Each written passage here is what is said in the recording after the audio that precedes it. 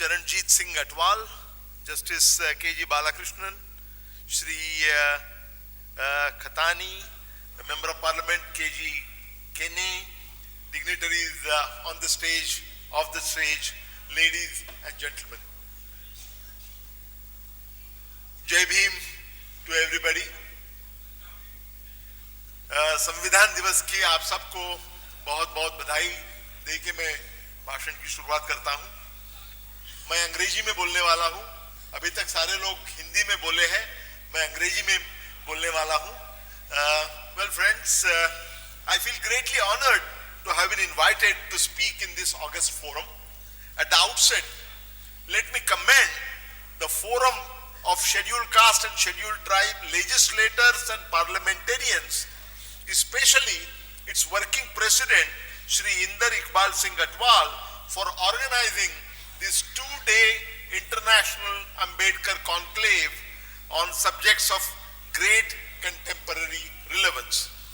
As many of you are aware, so far I have written 21 books on Dr. Babasaheb Ambedkar in 3 languages, in English, in Hindi and in Marathi. What I propose to do in next 15 minutes is to give you a broad overview of the genius of Dr. Babasaheb Ambedkar as an intellectual colossus as well as a great national leader. Bharat Ratna Dr. Babasaheb Ambedkar, affectionately known as Babasaheb Ambedkar, was undoubtedly one of the most illustrious sons of India. He appeared on the Indian socio-political scene in the early 1920s and remained at the forefront of social, cultural, economic and political transformation of India in the closing decades of the British rule. And after India became independent from the British rule in 1947, Dr. Babasaheb Ambedkar played a uniquely significant role in laying down the foundation of modern India till his Mahaparinirvan in 1956. Dr. Ambedkar was a great social reformer, a valiant champion of human rights, and an emancipator of the downtrodden masses of India. Dr. Ambedkar was truly an intellectual colossus and a great national leader who dedicated his life to bringing in a new dawn of enlightenment in our country, in the modern India. Dr. Ambedkar's life is an incredible saga. An untouchable boy, humiliated every step of the way from the childhood to the youth, beats all odds, securing the highest and the most reputable degrees from the world-class universities. Masters, that is MA, and PhD, both in economics from Columbia University, United States, in the year 1915 and 1917. And then he went to London School of Economics, from where he got his Doctor of Science degree, and while in London, he also got his barrister's degree. He then returned to India and devoted his life to the destruction of the caste-ridden old order, which was characterized by injustice and denial of human rights. Without being favored either by family fortune or by family political lineage, but by sheer grit of his determination and back-breaking hard work, supreme courage and selfless sacrifice, Dr. Ambedkar overcame bitter political opposition and perils of caste discrimination to become the principal architect of the Constitution of Independent India. He then proceeded to build the safeguards of affirmative action for establishing a more equitable society that is capable of delivering social justice to millions of people, heralding in India a new age of social equality and rationalism.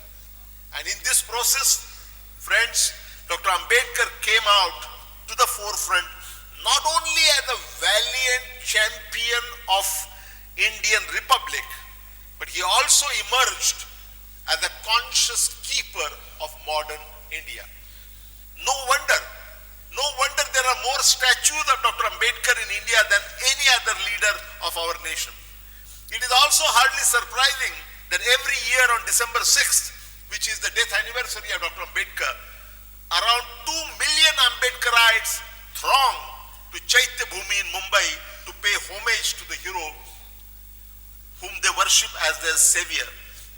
It is also not surprising that Dr. Ambedkar was voted in August 2012 as the greatest Indian after Gandhi with an overwhelming majority of votes in an e-poll initiated by some TV channels. Many Indians, mind you, especially in the middle class and the elite, found the results of the e-poll rather surprising. There were 5 top contenders: Dr. Ambedkar, Dr. Abdul Kalam, Vallabhbhai Patel, Jawaharlal Nehru and Mother Teresa in that order. In fact, in the popular vote segment, Dr. Ambedkar polled more votes than the sum total of all the votes of the 4 other contenders. As a matter of, and this is not surprising at all. What is surprising is the fact that Dr. Ambedkar was elected as the greatest Indian after Gandhi in spite of being largely kept away from the mainstream India and even in the Indian education system. Traditionally, the textbooks in India are replete with stories of the life and times of Mahatma Gandhi and Jawaharlal Nehru. Pedagogy portrays, and rightly so, Gandhiji and Pandit Jawaharlal Nehru as the leaders of national stature in the prose and poem, skit and song. Regrettably, however, Dr. Ambedkar appears only briefly, if at all. And when he does appear, invariably he is referred to as the leader of untouchables. Dr. Ambedkar's representation in pedagogy has always been marginal or parenthetical as a caste leader and not as a national leader. Dr. Ambedkar, it is grossly unfair to characterize Dr. Ambedkar simply as the leader of untouchables or Dalits. In fact, to my mind, to give you the essence of his personality, there are 12 different facets of this multifaceted genius that we need to at least know briefly about. 12 different facets of his personality. First one is knowledge seeker par excellence. Second, economist extraordinaire. In fact, the greatest economist that India produced was not Amartya Sen. The greatest economist that India produced was Dr. Babasaheb Ambedkar. The third aspect is social reformer and emancipator of the downtrodden. Fourth aspect is he was an outstanding economic administrator.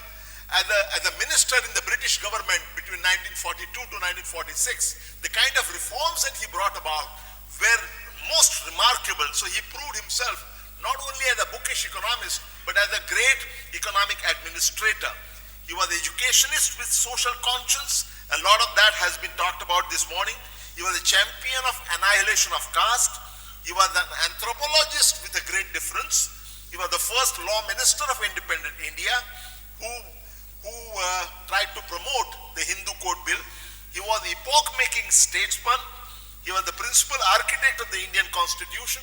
He was a critique of linguistic reorganization of states, and ultimately he was the modern-day champion of Buddhism. These are the 12 different facets to his personality, and all of them are pan-India. They are all Indian. They are not confined to Dalits alone. It is therefore grossly unfair to characterize Dr. Ambedkar simply as a leader of untouchables. Dr. Ambedkar was not simply a leader of untouchables, not even only a leader of the oppressed people of India. He was a national leader, period. Dr. Ambedkar's erudition, his mass movements, his role in the government in heralding what we now call inclusive growth, his role in emphasizing gender equality. He was the only minister who actually resigned when he could not get the Hindu Code Bill through interest of gender equality, he is the only minister in our history who actually resigned from his cabinet minister position. He emphasized education for all. He was the first one. These are things which are not known. Who started? There's so much talk about skill development. Who started the skill development in the official sector in India? You'll be surprised. Skill development for the first time was started in India as a minister in the British government by Dr. Ambedkar in 1943. But we are blissfully unaware of that. His role as a labor welfare, labor minister, many of the reforms that we see, labor welfare measures, including maternity leave, reducing the number of hours, all these things were done by Dr. Ambedkar when he was a minister in the British cabinet. We do not know that.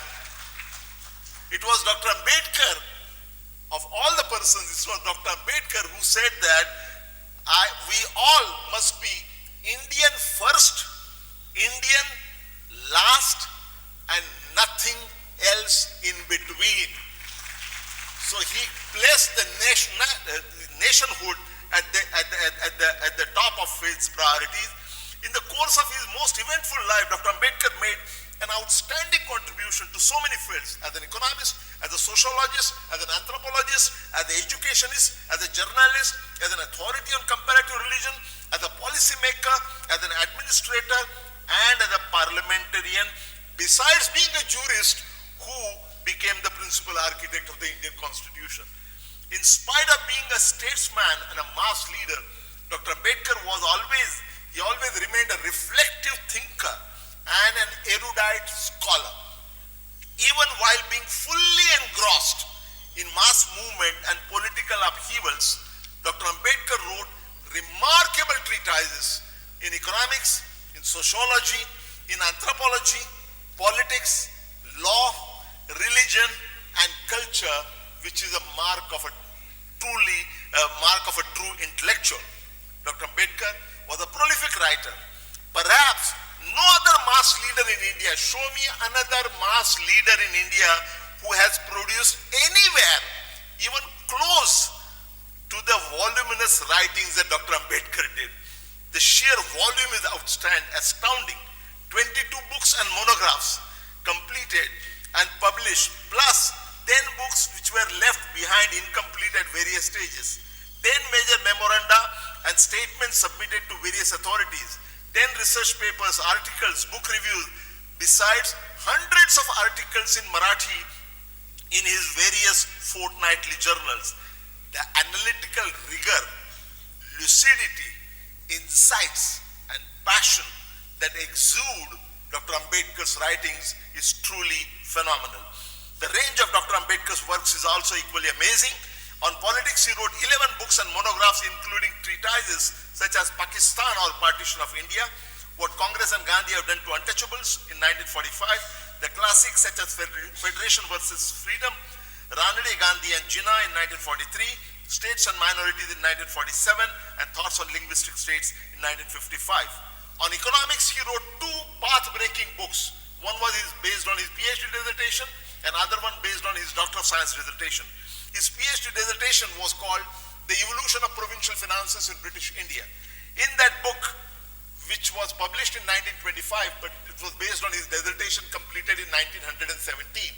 That book, you will be surprised that that was a seminal book which is the basis of the center-state financial relations even today. In our country, every 5 years a finance commission is appointed. 15th finance commission is about to be appointed. If you look at all the 14 finance commission's reports so far, the basic seminal source of all of them is nothing but the book that was written by Dr. Babasaheb Ambedkar on the evolution of provincial finances in British India. Then there is another book that he wrote on economics, The Problem of Rupee, Its Origin and Its Solution. This is a classic book on monetary economics, which is a very complicated book, but this is the book which was based on his PhD dissertation. And you will be surprised, it was mentioned in the morning that Dr. Ambedkar played some role in the formation of the Reserve Bank of India. In 1927, 1926, Hilton Young Commission had come to India to establish a central bank for the country, that is the Reserve Bank of India. And Dr. Ambedkar's testimony before that was very, very important and critical. Yet, you will be surprised that if you look at the official history of Reserve Bank of India, you will find no mention of Dr. Ambedkar and his seminal contribution in terms of the testimony before the Hilton Young Commission. Dr. Ambedkar wrote several books on sociology. His timeless contribution is The Annihilation of Caste. Besides his remarkable essay on caste in India, their genesis, mechanism and development. On anthropology, he wrote two provocatively original treatises. One was Who Were Shudras in 1946 and The Untouchables, Who Were They and Why They Became Untouchables in 1948. And finally, on the subject of religion, Dr. Ambedkar wrote his magnum opus, Buddha and Hidamba. What is simply astounding, not only amazing but astounding, is that Dr. Ambedkar produced all these magnificent books while being fully engaged in the political movement and being fully engaged in drafting the Constitution of India. That was the genius of Dr. Babasaheb Ambedkar. With Dr. Ambedkar's intellectual stature and monumental contribution, making equality and social justice the cornerstone of the world's most populous democracy that India is, one would have expected an exalted position, a distinctive place carved out for Dr. Ambedkar in the Indian pantheon, along with Mahatma Gandhi, Pandit Nehru, and all others. Why has this not happened until recently? Why has Dr. Ambedkar been traditionally marginalized and diminished in stature? Why has he been relegated until recently only as a Dalit leader and at the best as the principal architect of the Indian Constitution, and that too rather reluctantly? Why was Dr. Ambedkar given Bharat Ratna Award 34 years after his death? There are several possible explanations which need not detain us here and now. What is more important is to note that there is a growing nationwide recognition of Dr. Ambedkar across the entire spectrum of political parties, which is most welcome. A more pertinent question that should be asked is, why is this happening now? Is Dr. Ambedkar being rediscovered posthumously, being resurrected, and is being born again? Not quite. Dr. Ambedkar has always had an everyday presence in the lives of more than 200 million strong Dalit communities throughout this country. His ideas and legacy have consistently been inspiring the disadvantaged and the downtrodden in our country. On December 6th, which marks Dr. Ambedkar's death anniversary, huge crowds, as I mentioned, thronged to Chaitya Bhumi, Mumbai, to pay homage to his memory. Over the years, the numbers have been swelling, now reaching up to 2 million people every year. Large crowds also assemble on October 14th every year at Nagpur to observe the anniversary of Dr. Ambedkar's conversion to Buddhism. In fact, it is this large and growing following of Dr. Ambedkar that seems to have inspired the political parties across the country to take note of Dr. Ambedkar as a political expediency.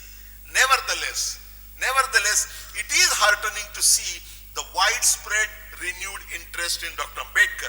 Evidently, the Indian society has done itself an irreparable and enormous damage by not recognizing the national contribution of Dr. Babasaheb Ambedkar, correcting the misguided impression confining Dr. Ambedkar only as a leader of Dalits, understanding him in his true nationalist spirit and placing him in the galaxy of the great national leaders of our country is indeed a need of the hour. And this is precisely why this international Ambedkar conclave, organized by the Forum of Scheduled Caste and Scheduled Tribe legislators and parliamentarians, is most timely with a great contemporary relevance. Thank you very much.